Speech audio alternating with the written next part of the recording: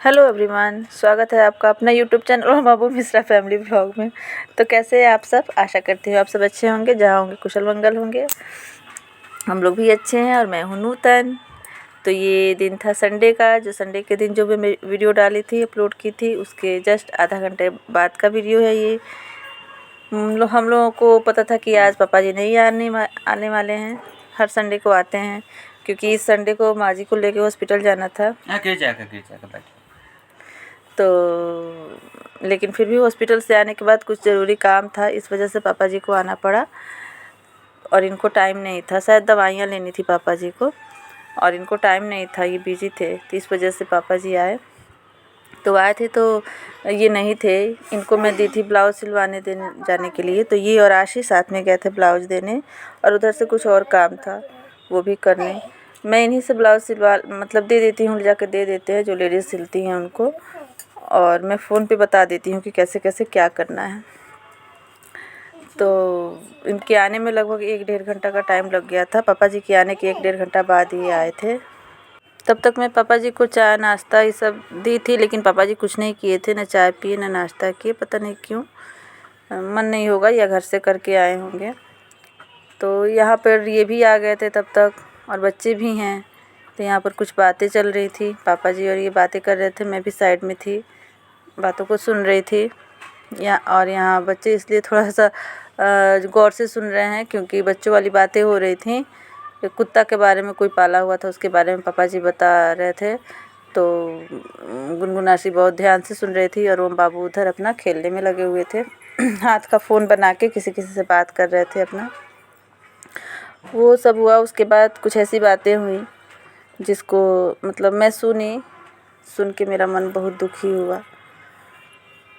लेकिन क्या ही कर सकते हैं, जिसकी जितनी सोच वैसा बोलेगा। और जब पापा ये चले गए ना, तो मेरा मन उस सब बात को सुनकर इतना दुखी हुआ कि कुछ वीडियो बनाने का मन नहीं किया, थोड़ा सा रोई भी, फिर ठीक हो गई। और उसके बाद एक ही बार मैं फ़ोन ही नहीं उठाई, रात में आंधी तूफान आया हुआ था, एक ही बार मंडे को भी मैं फ़ोन उठाई। और ये वीडियो जो मैं अभी वॉइस ओवर कर रही हूँ ना, ये कल ही मैं पूरा एडिट कर दी थी, वॉइस ओवर भी कर दी थी, अपलोड भी कर दी थी। 2-3 व्यूज़ आए थे, तब तक मैं वीडियो डिलीट भी कर दी। क्यों? क्योंकि उन बातों की चर्चा मैं कुछ इस वीडियो में कर दी थी। तो गुस्सा में, बहुत टेंशन में थी। मैं बोली कि वीडियो के थ्रू ही मैं कुछ बोल दे रही हूँ। तो ये आए, सुने, तो ये बोले कि नहीं मत डालो ये सब, जिसको जैसे बोलना है बोलने दो, तुम इसे ये सब मत डालो।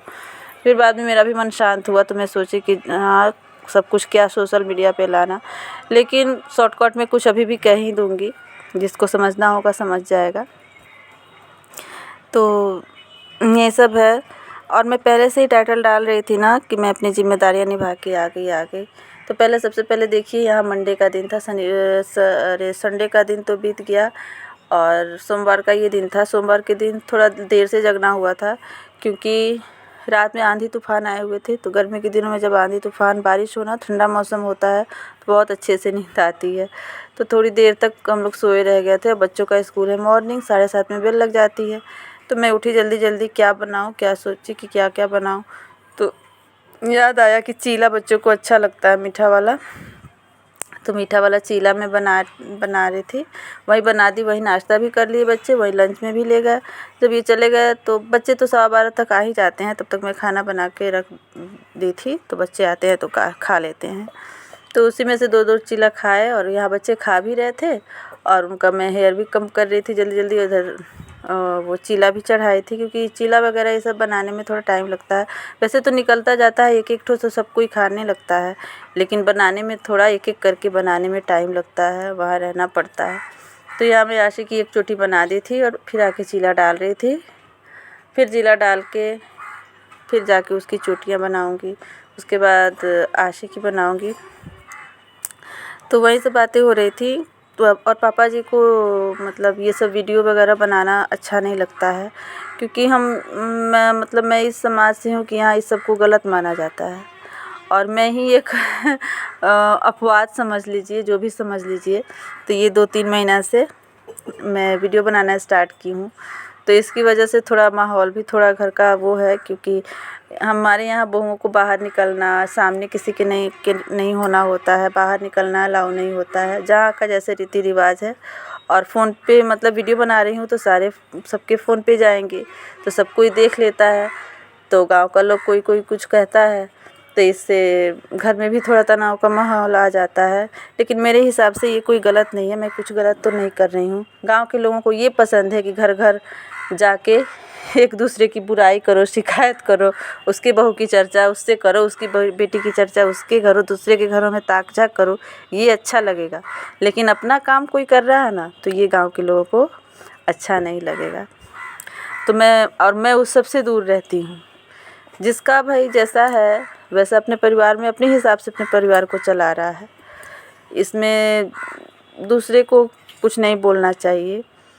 लेकिन हमारे यहाँ ये सब अच्छा है, ये सब सही है।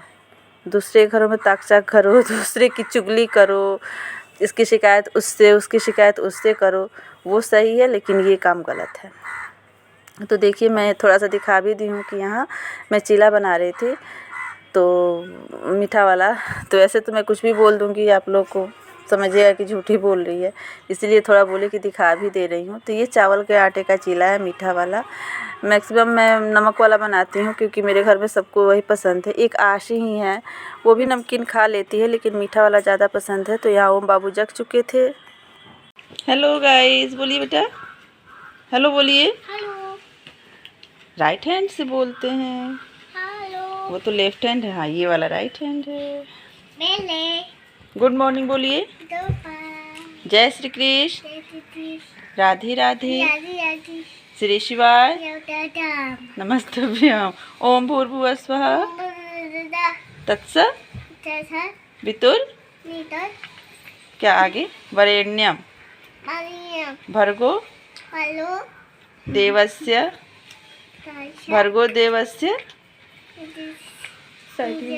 धीमहि धियो यो न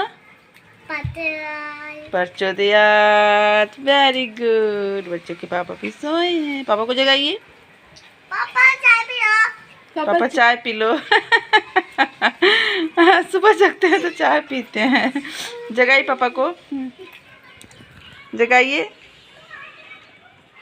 क्या बोल के जगाइएगा? पापा चाय पी लो, कैसे बोल रहे हैं?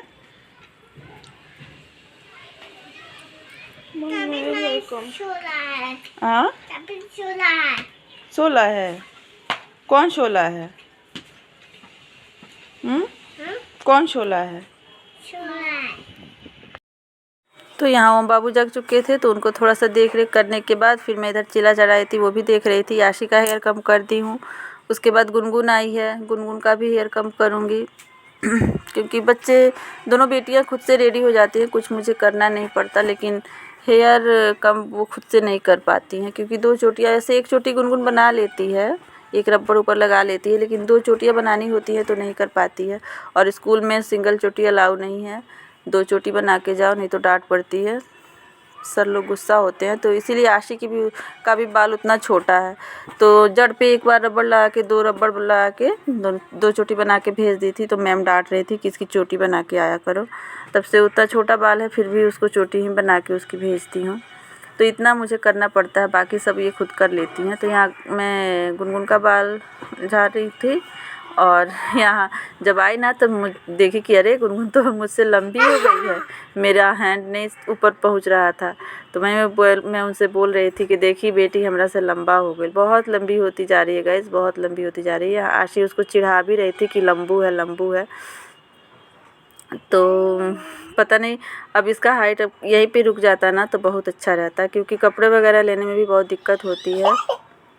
कपड़े भी लेती हूँ ना तो दुबली पतली है, अगर बॉडी के हिसाब से कपड़े लेती हूँ तो हाइट में अरे हो जाते हैं, छोटे हो जाते हैं, और हाइट के हिसाब से लेती हूँ तो बॉडी में एकदम लूज़ हो जाते हैं। ये सब प्रॉब्लम है इसका। और ये एज से ज़्यादा लंबी है, इसके एज के बच्चे इतने लंबे नहीं हैं, भी छोटे हैं। तो वहीं यहाँ मैं साइज़ की हूँ, उसके बाद ऐसे झुक गई है, मुझसे नहीं हो पा रहा था, तो मैं बोली हूँ थोड़ा नीचे झुक जाओ, तो थोड़ा झुक के बाल बनवाइए। फिर उसका पैर दर्द करने लगा है तो ऊपर खड़ी हो गई है। तो उसके बाद बच्चे स्कूल भी चले जाएंगे। मैं इधर चिल्ला भी बना रही थी, वो तो आपको पता ही है। और ओम बाबू साइड से बोल रहे हैं, आवाज़ भी आया होगा आप लोगों को।